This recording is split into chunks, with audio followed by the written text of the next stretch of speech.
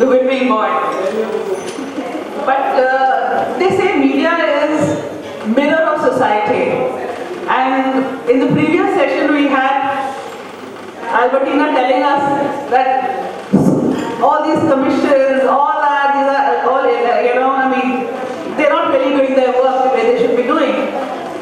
But is it being reported? I mean, I wasn't even aware of so many commissions which are not doing their work. This is where I feel the media has to actually pull up its socks and do their work. We actually forget. Sometimes I think the media forgets that its main role is to inform, educate and entertain. In that order. Inform, educate and entertain, and not entertain, entertain, entertain. And that's what's happening today. Today the media has lost its priorities in this mad rush, you know, in doing stories which attract eyeballs, which you know, get attention, and so there's nothing else to do but, you know, it comes down to sensationalism and to sell your story. You have to sell your story. So you said, and the bottom line is money. So what do you resort to? Sensationalism. But let's not get too pessimistic, I feel, because lately the media has done good work, especially in the Nirbhaya case, which was reported, I think, very well and covered extensively, and because of that, this Verma committee, I think, finished their work in 1 month because they were under tremendous pressure by the media also to come up with their recommendations. But again, now let's coming back to this. Women's issues are reported, but children, I have not seen much coverage of children, especially sexual abuse of children. That is something which is very conveniently swept under the carpet and not really written about too much. And children's stories mainly come out on Children's Day, and that also is like a, you know, it's like a tokenism and stereotype, where today's Children's Day, 14th November, so let's write a little about children. But throughout the year, if one does a little bit of survey and sees what the media is writing, I don't think there is much that is written about children throughout the year. So I think the media has to realize that their stories must awaken concern in the reader, in the viewer, instead of inciting passion and voyeurism. They should discuss latest rulings and judgments to create awareness on rights and privileges. We have the best laws in our country, especially where women are concerned. But I can assure you 90% of the women, including educated ones, including me, I mean, I'm an educated person, I consider myself to be an educated person, I don't even know, I think 90% of the laws which exist for women. And how does one go about it? I think the media here has to play a major role now, especially today, where all these issues are coming up, rapes are taking place every second day, every day, and women are getting assaulted. There must be a role where the media comes up now and starts educating people, starts informing them about the laws, and does its duty. So I have with me, I will not take too much time now, I have with me 3 very informed media persons who have been with the media for a long time. In fact, Prakash Kamath is with a very well-respected newspaper, Hindu. We have Rashmi over here, who is running, I think, the only women's magazine in Goa, Eepscape, and Sandesh Prabhu Desai, who was earlier with Prudent, but now he is with HCN, a very well-respected media person. So let's hear their views. Respected discussants, panelists, and ladies and gentlemen. To begin with, I have a clipping, economic facts, post this Delhi case, where it says, because our topic today is media and all, not only media, films, advertising, everything is covered. Bollywood likely to show more sensitivity to gender issues. And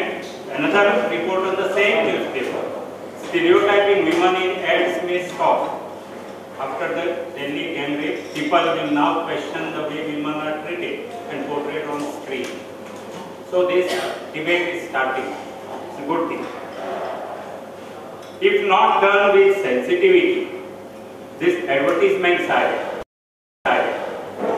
they stereotype women.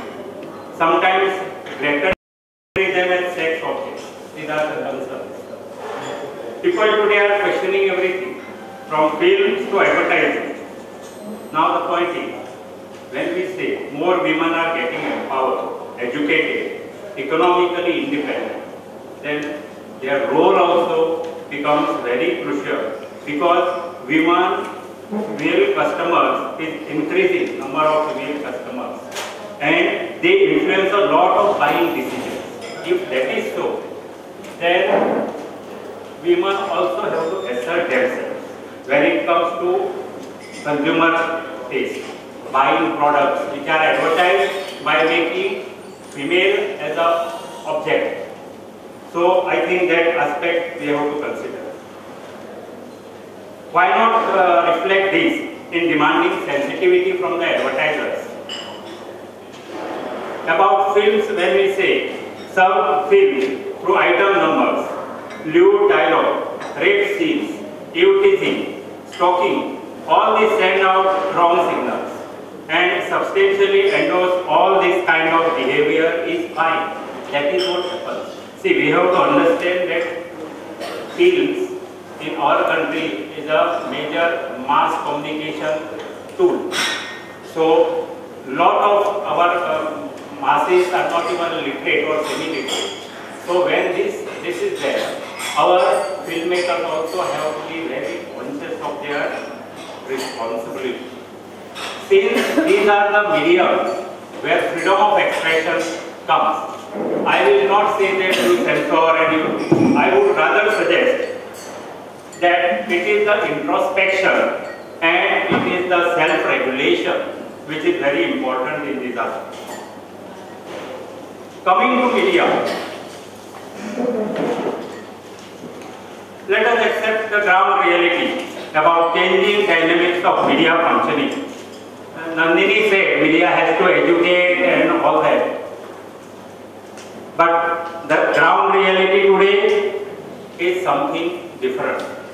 Media has to be the protector of freedom of expression, because media in democracy is the protector of freedom of expression of people. So it should have been talking about people, it should have been concerned about people. But the ground reality is media structure of ownership structures themselves are changing drastically.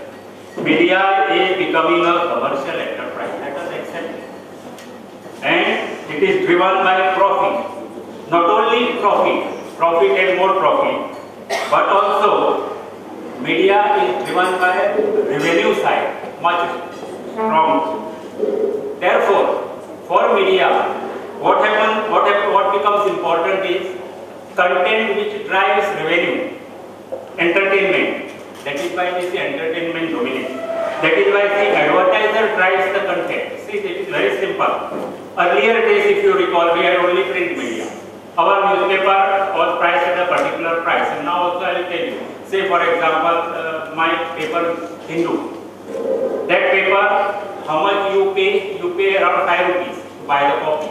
But the production cost of that paper is 18 rupees per copy. From where this 18 rupees balance of that comes? Almost more than 80% of the price of that product is paid by someone else, and you are buying them. So who is dominating that content? Someone else is driving that content. We have to understand this problem which is there. Therefore, what is happening is, for media, who are the major revenue, these supporters? One is advertiser, one is the government advertisement. That is why we see often that kind of dominance of pictures of ministers, this, that, content of whatever ministers, good, bad, ugly, whatever they say, everything dominates the newspapers.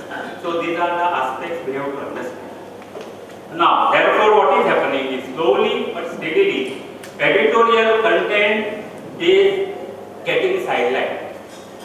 Editorial content is what? It is decided, it is the content of the people-oriented content. So people-oriented content is getting sidelined and papers or media is getting dominated by someone who is giving them revenue. That is the method in its madness. So editorial supremacy is going down and is replaced by revenue-driven content. Therefore, what is happening is many newspapers you will find that even while recruiting people, they would recruit good and very best qualified people for their revenue department, that is advertising, circulation, marketing, all kinds of. When it comes to recruiting people for editorial side, simple example I will give, Mr. Paju Menon is here. You see one paper where he only supplies the content for editors, that space of editorial every day, almost. Right or wrong? So this is the situation. Why this should happen? Why there should not be a full-fledged editor there?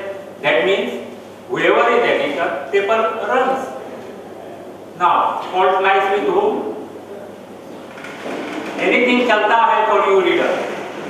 The reader also doesn't care. If the management or the media house thinks that this paper is a product, it's a commercial product I am selling it, and you are the best consumer for it. Whatever I know that what you want I give, and you digest it fully without protest. So blame lies with whom? With you also. So I feel that earlier the situation was different. Earlier it was one-way traffic. Papers were one way. Today it is not. If you are considered as the best consumer by the media house, then assert yourself at least as a consumer. You show your taste. If content is bad regarding women's issues, if content is bad regarding children's issues, if content is bad about any of the public issues, why the hell people are buying these products? You have a choice. Earlier situation was different. Today because of marketing situation, in the market there are multiple choices. Make your choices. You buy what deserves to be bought. Don't buy trash. Good content, I will make a good paper survive. I will buy a good magazine because it has to survive. They will die. And who will be at the loss? People will be at the loss. So try and understand what I am trying to say. Media is in competition. It has not only, you have to also understand that it is not only that media is today money, revenue. It is also political power. You have seen newspapers which are run by political ideologies. You have paper of Congress party, you have a paper of BJP party and whatnot. You see during election what happens. With these ideology papers and with papers of moneyed class, that is capitalist, the space for independent views and news for you is narrowing. It is shrinking. It is going on shrinking. Just try and understand. So who is at loss? It is the people who are at loss. So that is why I feel that people become more and more interactive to assert your choices. And as a consumer, if he is branding you as a consumer, try and do it through it. Because media today understands that language. If they have to depend on it, they have to depend because every newspaper wants circulation. Every TV channel wants eyeballs. And they are good people. So ultimately, if circulation is not there, paper cannot make money. Advertiser comes to him, asks what is your circulation. Moment you say that my circulation is 1 lakh, he is happy. If I say my circulation is 5,000, he doesn't care for you. So assert yourself as a consumer. At the same time, don't forget that you are just not a very good consumer. That is not the end of your life. You are a very good citizen of this country. You are a citizen with your rights, duties, everything. Why you forget about it? So as a good citizen, you have to, if you make a good decision in democracy, it depends on good information. If you don't have good information, you can't make a good decision. So, and you have a right to ask media to give a good content. Fight for it. very simple thing. I see many people complain, they come and grumble about bad newspaper this, you people do this, you people do that. I always ask, okay, we do that, I accept. I am not going to justify what we are doing is right. But what you do, moment you read in a newspaper that rape this is given with a girl's name or a victim's name, what you did, you stopped by in that paper? No. You wrote to the editor a simple letter? No. You asked your friends to stop that paper? No. You went in for a protest? No. You will not do anything. You will grumble and next day buy the same paper. I feel that you have this weapon. Gandhiji is to say that the weapon for driving the content of a paper lies with you, the reader. Gandhi's time was definitely different. That time Gandhiji used to come out with papers which were just supported by subscriptions. And whenever there was subscription is to go down, is to stop the circulation of his paper also, saying that he did not want to depend on the advertiser. We are not in Gandhian era today. Definitely we have, things have changed. We are in the economic days. Definitely papers have to survive. I as a correspondent of Hindu, I am asking for a fabulous salary. It has to be paid. So papers have to have an economic side. And legally, papers are supposed to have an economic side. There is no issue about it. But that does not mean that they will completely abrogate their responsibility to the society and you will passively accept it and grumble about it. I don't agree.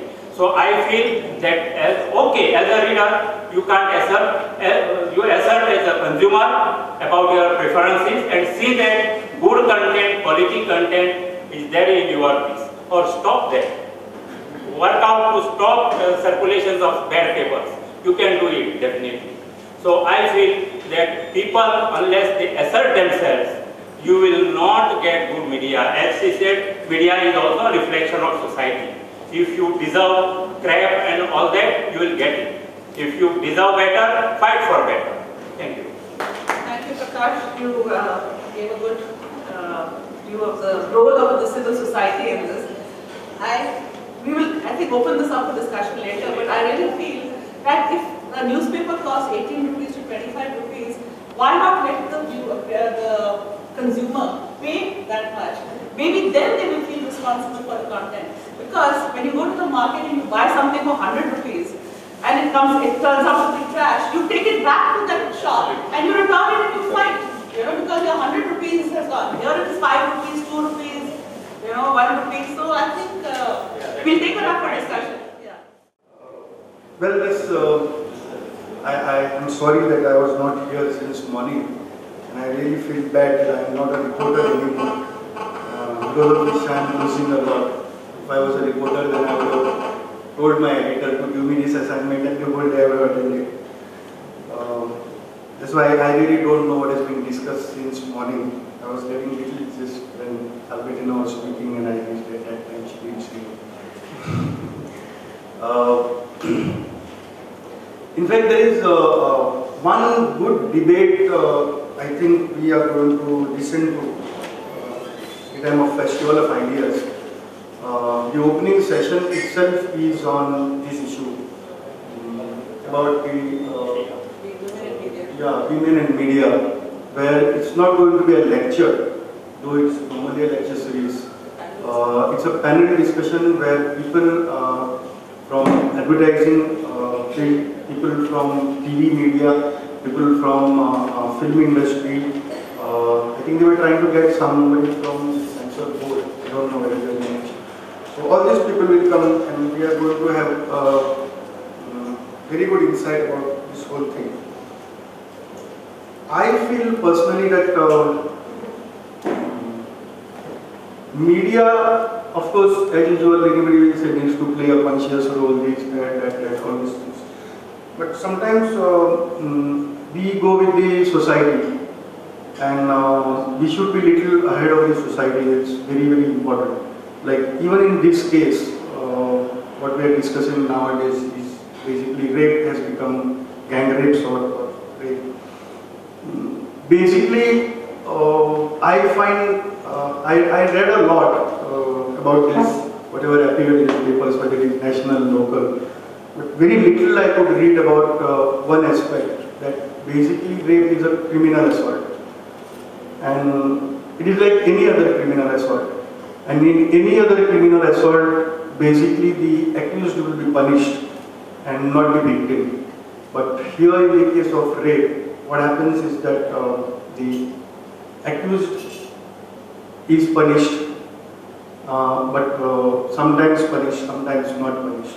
But the victim is definitely punished. And who punishes the victim is the society. Because once a person is a rape victim, like today we exercise restraint of not mentioning the name of a rape victim. And here in Goa, I really admire the media that even the school name was not mentioned, which national media did blatantly. No, I'm talking about this case. So media is getting educated slowly about this, which is it's a positive thing, I would say. But more than that, basically, in case of rape, for example, what is important is, this. I'm really disturbed about this victim punished, where society feels that this, that. Basically, it's an assault, and there is, okay, maybe sympathy, but then there is a fear that nobody will now get married to her and all such kind of things. Shilabhrashta, all such kind of things.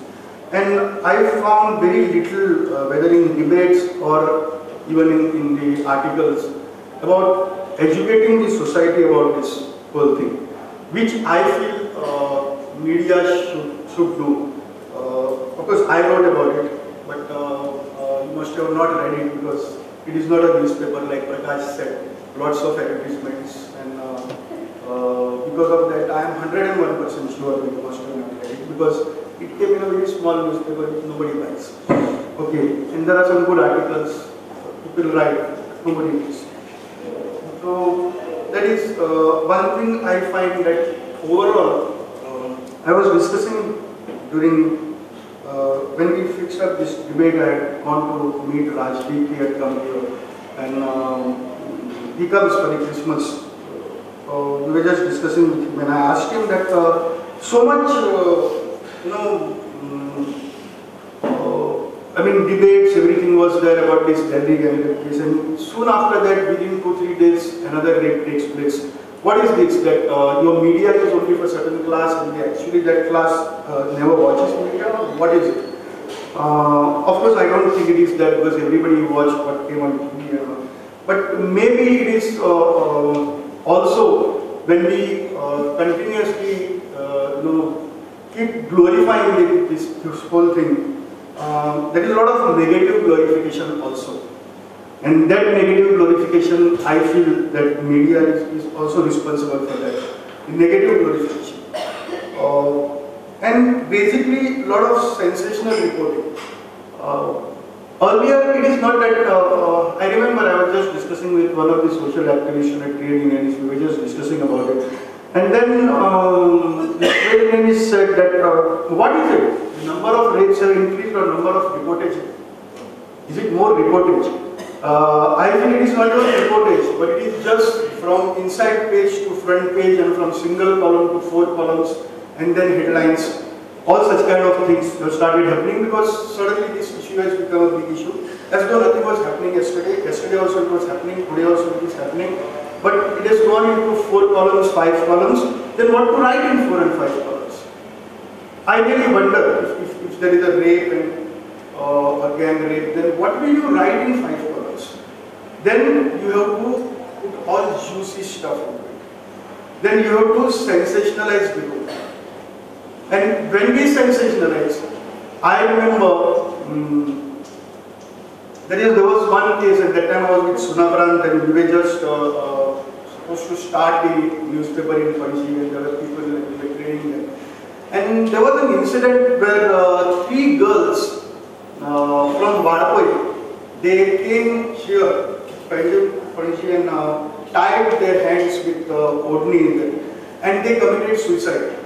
And even the photographs were published. And that time the Psychiatric Society of Goa, they had a session for the media. So all of us, since we didn't have work, all of us, it was a training thing, so we went for the session.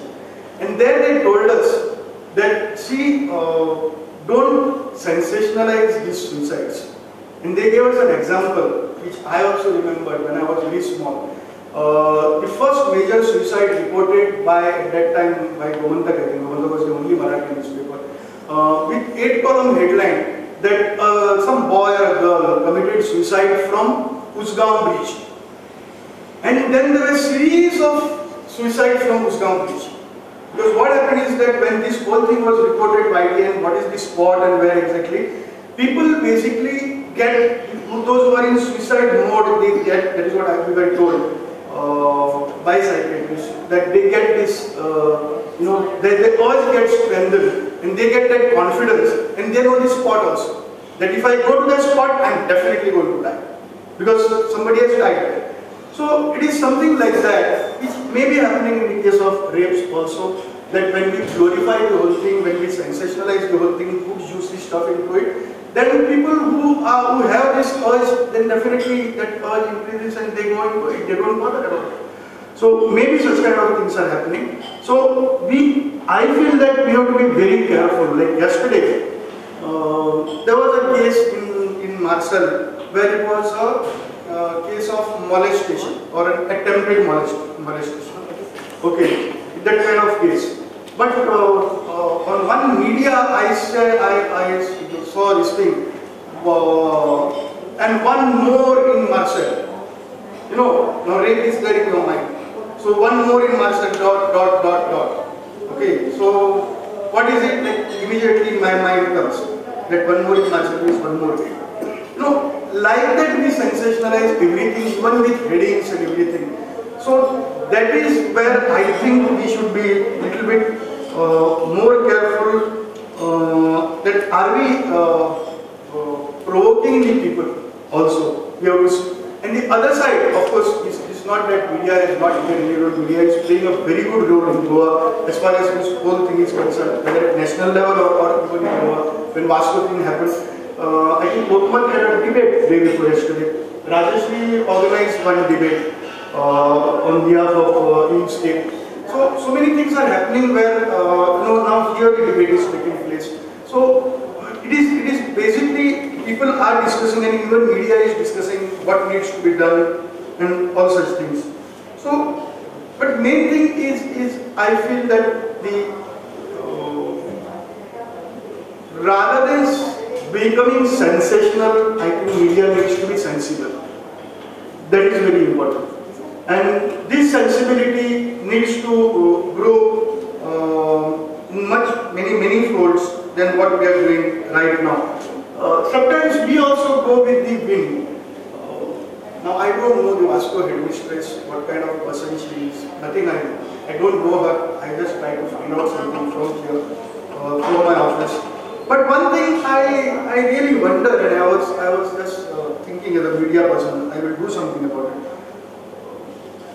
You know, the allegation against the headmistress that evidence is destroyed by the headmistress, and that was deliberate and all this. So I calling up some police officers who been there for many years. So I asked them whether these clothes and blood stains is the real evidence. So they told me definitely not. It is not the main evidence. The main evidence is basically medical examination or the semen and everything. That is the main thing. And the other things are circumstantial evidence. Because I was just wondering, I don't know, I'm just saying as media person, we have to think from all the angles, and all the angles we have not thought of. And most of you may not agree with my viewpoint, because I really don't know what that really is and what is the background. But it just came to my mind that as a teacher, I could imagine, I am a father of 13-year-old. My daughter was also at one time 7-year-old. She was studying in 2nd standard. And I was just imagining that what would have been the situation if it had happened to my daughter, and my daughter is there, blood stained, completely traumatized. Then in that state of mind, what I would have expected from the teacher? The immediate solace, immediately, somehow make her relieved of all that trauma, for which the person, any teacher would, and there are many teachers here, would go and completely wash her and then, cool her down, may not think of all these things that, I need this as an evidence, I need to call the police and I need to do this. All these things are also important because I was talking to police officers. I wanted to make a report also on this, the other side of this. Have you thought of it? And then, unfortunately, the public pressure is so much that finally I found one retired police officer who wanted to explain this whole thing. That what is an evidence, what is a circumstantial evidence, and what would have happened. I know many people won't agree with me on this, but I'm just saying, it happens. But nobody was ready to talk about it. I was just talking to some people in the just now about this whole thing, that basically teachers also need to be sensitized. The teaching staff needs to be sensitized, they need to be educated what to do in such kind of situation. That is very important.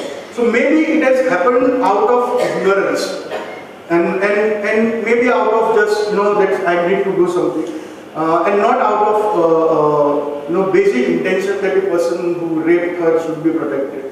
It may not be that, but we just go with the wind sometimes and then we go on highlighting these things. And that whole scene of how the clothes were washed and this, that was again, in glorified manner it was reported. I don't know, personally as a media person, I didn't like it so much. Rather than that, I would have preferred to, today I am in such a situation, in such an organization where I am short of everything that, I can't even have debates. But there is crunch of equipment, everything. I am suffocating from inside. So all these things were there. I'm not saying that everything was intentional and this was done intentionally. But is media in such kind of things playing a role of looking at the things objectively? I just read some issues. Maybe I'm completely wrong when I said about this destroying evidence. But I'm just saying that we as media people need to examine any issue from all these sides. That is what I'm trying to say, that it is not happening. Basically, it needs to happen. But we just go in the wind and then, okay, till yesterday it was a single color report, today it is a major thing, so everything is sensationalized. From this extreme to that extreme. So that is what basically we do. Sometimes we look at these things as entertainment also. Not only rape, but all such things we look at as entertainment. I used to conduct debate on Google many a times. Wherever I have gone, people come and tell me, your debates are really good, very good. What fight? You really broke them, good fights. And I used to feel bad about it. I still remember one debate which I had, which was a hopeless debate, really hopeless debate. Nothing came out of it, nothing worthwhile came out of it. And then people came and congratulated me, including my own staff. Excellent debate. I said, what was excellent? The fight was excellent. Nothing came out of it. And if something comes out of it and then people are just explaining it and all, and then people say, what boring debate. So it is not only some journalists look at it as entertainment because people want entertainment. Even in debates on good topics, people look at it as an entertainment. So it is that kind of thing. I still remember Ustad Amjad Ali Khan had come to Goa. And I sent one of my friends, who is a very good singer, Praveen Namkar, the classical singer. I requested him to interview in South Goa. And then Praveen Namkar, as usual, asked a normal question that today's reality shows about Indian Idol and all these things about music. They are there on TV.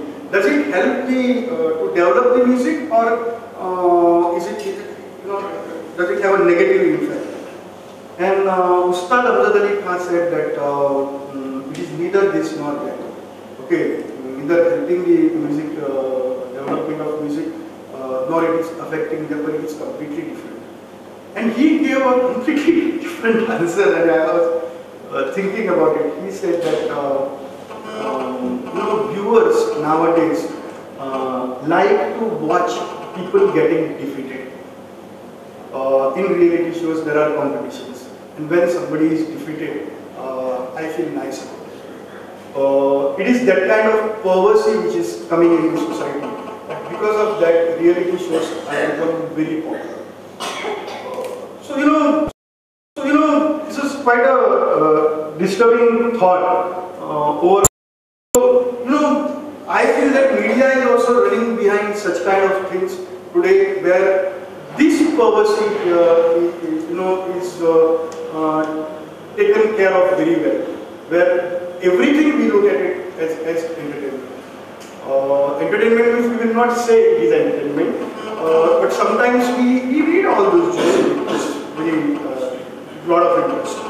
So this kind of things basically happen. Another thing I feel should not happen, in which media is doing, whether it happened in Anna Hazare thing or whether it happened in this Delhi gang rape case, is that media is slowly becoming the leader of the masses. Media is driving the masses, and I feel that should not happen, because that we completely become one-sided. Till yesterday, maybe the media was on the side of the rulers or the opposition. Today it is on the side of the masses, and then sometimes the mass hysteria is very dangerous. I have been in students' movement for almost 10 years before entering journalism, and I have worked with thousands of people together, and I know what mass hysteria is. Sometimes it drives you mad. And if media also starts leading this kind of agitations and everything, then I think it is a very, very dangerous trend, which media should not be. Media should be somewhere where we educate, we report, we analyze, we get everybody to analyze, and then okay, we may have our own opinion. After that whole analysis, we may give our own opinion. So that also media is going away from, which I feel is very dangerous. In fact, Shekhar Gupta, maybe 2 weeks back, 2 or 3 weeks back, wrote a very nice article. I don't remember the heading of that, but it was a completely different perspective about what is happening. And he said that there are two classes today: the governing class and the ruling elite class. Okay, the governing class, he said, there is bureaucracy, then there are politicians, there is assembly, there is judiciary, there is police, there is media. He said this is basically the traditional governing class. And the ruling elite class, he said basically it is today's corporate world. Then he put NGOs also in that. All such sections of the society. He put in that thing, and he said it is basically these two are today ruling, and they are fighting with each other. And he also put all those people who keep on grumbling about what is happening in the society, never go to vote, and they think that voting is it.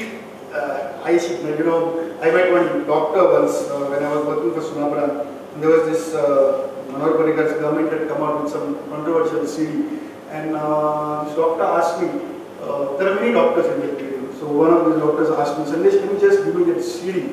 I said, yeah, sure. She said, I'm not interested in politics, I don't even go to vote. Like that, it's a very proud thing for him. I don't even go to vote. So Shekhar Gupta puts all these people in this basket, which he says it is ruling elite class. And it is this class which keeps on grumbling about this class, governing class. The governing class keeps on grumbling about this class, what this class is doing, what NGOs are doing, what these people are doing. They don't even come to vote. Like that, it is a struggle, he said, going on between these two classes. The only thing I didn't agree with him, I liked that whole article. I said it's a completely new perspective. The only thing I didn't agree with him is that he put media in the governing class. I feel today media is divided into two, basically, and they are with both the classes. And these classes are basically if Shekhar Gupta is saying that this is a ruling media class, then the English media, the national TV media, this whole national level TV media and English media, maybe with this ruling elite class, which Shekhar Gupta is talking about, and at other level, local level, district level, state level, all the politicians and all are having their own channels, own newspaper. District level, they are having his own newspapers. So they are with this governing class. So media may be divided. Shekhar Gupta's theory, I'm going with his theory, I'm not saying that he's fully right, but it's a new perspective I've found. Then the media is divided into two classes. Either this class, some media, and this class, the rest of the media, and nobody is with the masses. Basically divided into classes, and nobody is with the masses. So it is that kind of thing, only because I found that, okay, Delhi gang rape, something happened, and then the whole issue was blown up, as though, and then many people started talking about it, and they come and tell me that the media is playing a good role, this, that, what is happening, what has suddenly started happening. Now they are realizing that suddenly something has started happening, as though there were no gang rapes in the past. As though there was nothing. I mean, gang rapes took place in this country for so many reasons. It is just not for lust. It is also for revenge. From the revenge also. Okay, aapko sabak sikhaunga. The whole village is raped. It is sometimes to spread terror, where there are reports that paramilitary forces and even military forces are involved in gang rapes in villages. So there are. It is sometimes just to suppress the whole movement, this kind of things take place. But nobody thought about it, because masses were getting raped, but the media, which is divided into the ruling elite class, what Shekhar Gupta says, and the governing class, never bothered about it. But suddenly something happened in Delhi, and then it became a big issue.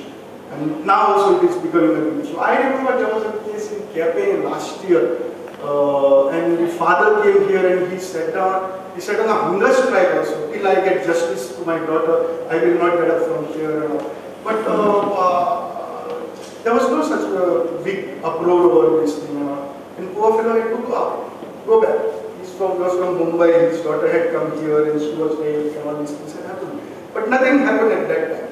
So suddenly these things now, maybe when I look at it from Shekhar Gupta's point of view, it looks little different for me, where I really wonder that whether media is with the masses. And I feel that we need media today very badly. I think we need a media institute in Goa, which will have syllabus not about the technical things, that about some 4 W's and 1 H and all such kind of things, like where, when, what, and how, and why, and all such kind of things, and those technical things. But basically to sensitize us, the media, about all these issues. That is more important. That we need a media institute with that kind of syllabus, where people like you will come to the media institute and tell the students about all these issues and what should be our approach. Because I don't find social consciousness, that kind of social consciousness today in the media, which, okay, I came from students' movement, Prakash also comes from that generation. That generation was different. Every generation claims another generation, I know that, but I am not into that. Till today, I find a lot of youth who have that social consciousness, and they come to journalism with that consciousness. But the percentage is declining day by day. Very, very few people are conscious. I mean, that social consciousness is there. And most of them, they come either to make money or to get publicity. I get so many people, included, and even now HCN, actually HCN, very few people watch. It is not such a popular channel like Prudent. Like Prudent was not when I joined Prudent, because HCN which was number 1. But even then, since then, everybody is coming to me. I'm telling you, 60 to 70% people who come to me, they say that the first thing, what do you want to do? Anchoring. Nothing else, anchoring. So why? No, I like anchoring. What anchoring? News anchoring. So I ask them that a simple question, that okay, if I give you all the utensils, all the ingredients, and I send you to a kitchen, and I tell you that cook, tell me what is the basic requirement of cooking. So then they say you should know cooking. I said, right. Now you come for news anchoring. you tell me what is the basic requirement of anchoring. No, you should look nice, you should be smart, your voice should be good, all these kind of things. I said, if in the kitchen to cook, you should know cooking. Then in the news anchoring, you should know the news. Yesterday I met one girl, she was also telling me the same thing. Do you read newspapers? She said, yeah, I read. I said, okay, what is the headline today? No, today only I read. 99% people tell me, today only I read. Basically people don't. So they come for fame, they come for this thing. So these kind of people now are coming to media, they are interested in such kind of things, they are not interested in you know, the social consciousness is not there, the responsibility they don't know. And then we become very irresponsible. So there are guidelines issued by the government for education department that the teachers should be sensitized, non-staff teaching teachers should be sensitized, parents should be sensitized. I feel that the time has come where very badly media needs to be sensitized. Thank you. Someone who did not want to talk, you really have a lot of points. Yes, Sandesh. You know what Shekhar Gupta said about the masses and the classes? I think we've been talking about for a long time, Bharat and India. And it is the media which has divided this country into Bharat and India. And write only about India and not about Bharat. So this is not Shekhar Gupta, sorry. We have been talking about it for a long time also. Yes, and media has to be balanced reporting. I agree with you on that. But what happens is either they go overboard and do trial by media, or there's no reporting at all. So we take that up later on in the question answer. Let's have Rajeshwari now. Firstly, let me admit that I am not a good speaker. And I thank the organizers for giving me this privilege to be here today amongst very interesting speakers. And as I admit, I am not a good speaker, so please excuse me if I, go over. Hey, you are a good speaker. Okay, I have answers to all Sandesh's queries because we have already started working on a master plan. There will be guidelines because I don't see a watchdog for the press. For the press, I'm talking because I represent the print media. Let me just talk about the print media.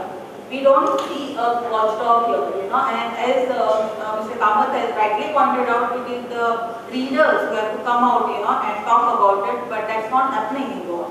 So since we don't have a watchdog, it is we who have come together, some like-minded people, and we want to get about guidelines to for reporting, especially violence against women and sexual abuse. So for that, we just sat 2 days ago, and we discussed the general flaws in reporting women issues. We discussed how to improve the skills to enhance quality of reporting of violence against women in India, and to discuss a gender-sensitive code of conduct for media. That is what we have come. So I think we are actually working on it, and we need feedback from you. So I think at the end of this debate, we should have some feedback from you too, so that we can adapt to it. I don't want to prolong the conference any longer, because the debate part is more important. I do believe that we don't have to it's time for us to. It should not be just coming and speaking at a function and be a speaker. We need a two-way dialogue. It's time that we come up and interact with each other and come up with something come up with a conclusion all together, and not carry on with the blame game. So to keep it short, I'll just tell you what we have drafted. We want some ethical considerations in media coverage. So that includes sensitive use of details, what to write. As Mr. Kamath and I think Sandesh also rightly pointed out that when it comes to cases of sexual abuse, we concentrate on the victim. If all of you have read all the news reports that have appeared, we have always seen that it is the victims that the victims who are given lot of information of the victim has been given, but what about the perpetrator? The accused is left out. We don't know about his family. We don't know what led to that situation that he did it. We don't know what is his background. And I feel very sad, when I read when I actually read that Delhi gang rape case, and we had so many details about that girl, and then people were, it was actually giving people thing to talk, as to why did she go late in the evening, because that 9:30 bus, whatever bus that she got, that was given attention, that she had gone for a movie in a mall was given so much of publicity, all that. So we neglect, we neglect the perpetrator is let out, and there is no, what do you call it, there's no social consciousness on that aspect. So I think that also has to be put in place. That is like labeling the offender is one thing that we have come across, like we say it is a monstrous act, and as earlier speakers said, incest. What do you do about incest? Most of the cases, in most of the cases of sexual abuse, the perpetrator is known to the victim. So then why do you give that thing of a monster, then it looks as if, somebody out of the way, he is somebody who is not a good man, is coming, the accused is not a good person, so he is coming from elsewhere and he is committing that crime. It's not that. He is part of the, it's part of the family, part of the life of the victim, and that's how she gets abused.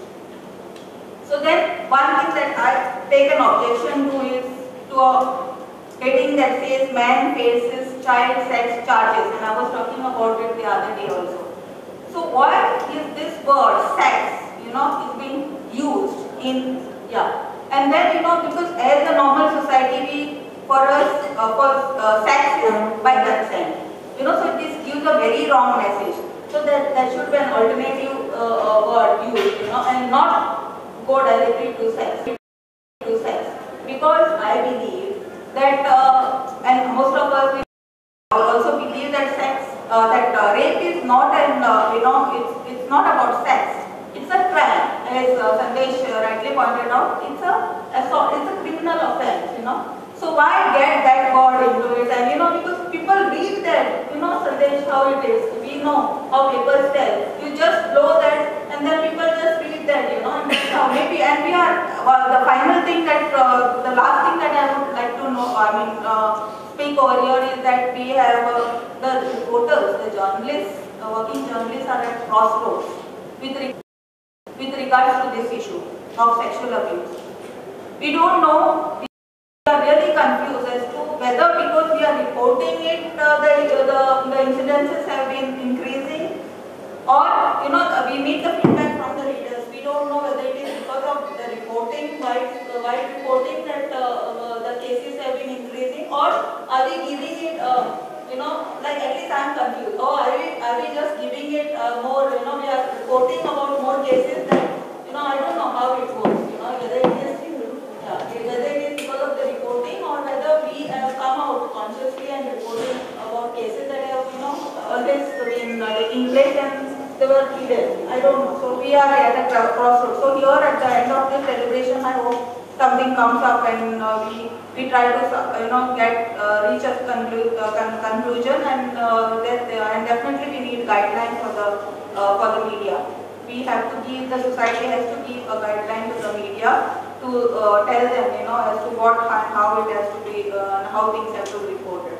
So I think that is basically, then we can go ahead and have the debate. Thank you very much.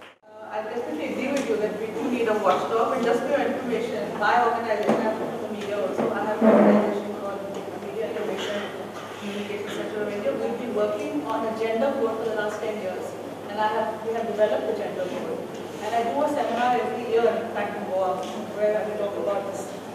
This year also I'm going to do it in India. So we have developed the gender code very nicely. And I feel why women's issues, like you said, are not being covered the way they should be covered in a sensitized manner, is because I feel there are not too many women in the decision-making position in the newspapers.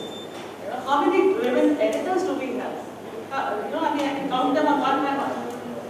3 fingers, yeah. So they are mostly there. There are lots of women who are joining the media, but they're joining as reporters, they're joining as anchors, but they're not joining in a decision-making position. You are slightly not this. You are on the point, but I will tell you there are 3 reasons. What happens is, even in Goa, there bear with me. We have lot of women journalists. But I will tell you, in Konkani we have a saying, "Devacha Bhautani Kao." That is how it is. We talk about others. Media people can't talk about our own problems. Yeah? Because we had a system like we have in, say, government pay commissions. I have a pay commission, like it is called wage board. We are governed by that wage board. Now what has happened with this liberalization and opening up which I spoke about, media is completely becoming corporatized, completely. So what is happening is big players in the media are out of wage board. They are giving fancy contractual deals, hire and fire, so that what happens is that this mechanism has collapsed. So earlier, I will tell you, now reportage, I just now said, nobody cares, media organizations don't care about recruiting good people in editorial roles. I am asking you a simple question. About women's whatever issues or whatever appears, anything can appear. A minor's name can be this. Nobody will hear that a journalist is fired. You make same mistake about content of an advertiser. If you are given this advertisement for last 2 days, all this your coverage would not have been there in newspapers, you answer to it. So we know where to this, where our bread butters, media is going towards there. For people's content, till you don't make a approval, nobody will apologize. This is the problem. Now, why it is happening? Earlier, there were structures within media houses, like a newspaper. There was editor, there was a assistant editor, there was a news editor, then there were senior sub-editors, then sub-editors, simultaneously reporters. So, copy of a young journalist which was coming to a senior reporter or chief reporter. Then it was going to a news editor. So, filters were there. So a young greenhorn journalist who brings something and writes about a minor's name, it would have been removed. Today what happens? A greenhorn yesterday recruited goes to cover assembly. Also goes to cover your rape case, whatever crime. Person doesn't know and nobody cares. This is the point I am trying to make. So, but make it same thing about advertisers, this full page ad is there and that content you make mistakes, you will be fired immediately. So this is the point I am just trying to make. So this devaluation of editorial content or people's content is taking place. And for that, you have to be alert, you have to assert. Unless you assert, no change will be there, no improvement will be there. That is what I am trying to say. Any questions? Yeah. Mike? My name is Amrita Singh, and I've been hearing the deliberations since morning about how we can affect the safety of women and children. We've heard what the judiciary can do and shouldn't do and should do, what the police should do and shouldn't do, NGOs, rights groups, committees, discussions, etc. We have talked about what happens after the happening of the event. But what about the preventive measures? How do we protect the target group? Target group is the school children and higher up. Empowering them would go a long way, I believe, in assisting this process. Empowering them by way of information, their right to information for self-protection. This could be done by way of a subject matter in schools. Children to be taught, as one of the doctors mentioned, what is private of their body, about their bodies, what is outside the domain of privacy. Now, if this subject was put in by our education system, it would be just a subject like any other subject, it seems. But it would help prevent, it would make the children aware, it would enlighten them, it will give them the information of self-defense. I don't say this will eradicate it, but like a child should scream if it is touched inappropriately. or the child should report to somebody.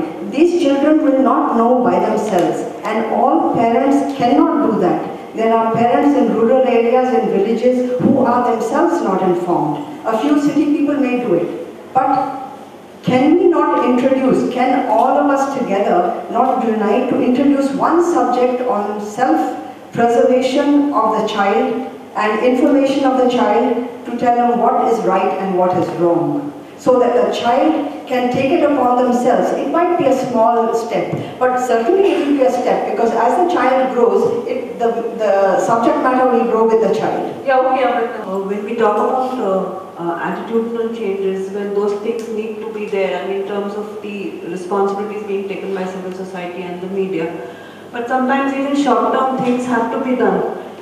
For example, the Juvenile Justice Act provides that the Child Welfare Committee can take cognizance of, bad reporting and can impose fines. This has happened in other places. I think the Child Welfare Committee in Goa needs to take note of that. That they can take cognizance of, the fact that there has been a report either in a newspaper or on electronic media. Bad reporting, they could issue a notice and they can actually impose a fine. The second thing is that even in the Goa Children's Act, there is a provision for the constitution of or creation of a state media council. This has never been looked into, and the government needs to set it up not only for, when we talk about media in a narrow sense about newspapers and print media, it's also textbooks, literature that comes out, how to avoid stereotyping, to kind of empower the vulnerable sections. That's the role of the Media Council, to lay guidelines, to see that they are enforced. And this needs to be done. I don't see, it's not as if, like we were discussing in the morning, there are no laws or no, it's just that people haven't taken the initiative. And I'm glad that, Rajesh is talking about how the print media is trying to work out guidelines for itself. But then we need to also have a mechanism to ensure that the guidelines are followed. Because these guidelines, I remember in 2006, 2007, the Press Council of India guidelines, I had personally gone and given it to every media house, even to the Goa Union of Journalists. And they're simple rules, they don't require some great common sense. Then again, when we talk about the media being sensitive about the Vasco case, fine, but they were not sensitive 2 days after that when the girl in Asagaon got killed. Everybody talked about, let's not name Nirbhaya, and we called her all kinds of names, Damini and stuff like that. But then the girl from Maharashtra, that becomes very relevant to the reporters, that she's from outside Goa. They put her photograph. There is a Supreme Court about major even the girl in Delhi is a major, right? And there was this huge debate that unless the father gives consent, we will not reveal her name, and the media was sounding holier than thou. Yeah? So why is it that this happens? It also reflects our narrow attitudes. When it's somebody who is poor or who is not part of this whole national debate, whose father perhaps has no access to trying to find out, that there is such a rule that unless I give a written consent, the name should not be revealed. Her name was revealed, details were not even necessary, where she comes from, why she was here, where she was working. Why was all this put up? Okay? So, this is something I think needs interest, as much interest, because stereotypes of this kind are also harmful. Like what happened in the Vasco case, multiple photographs were there, right? Multiple sketches were released, no? We're running out of time That he's a migrant and so on. Stigma.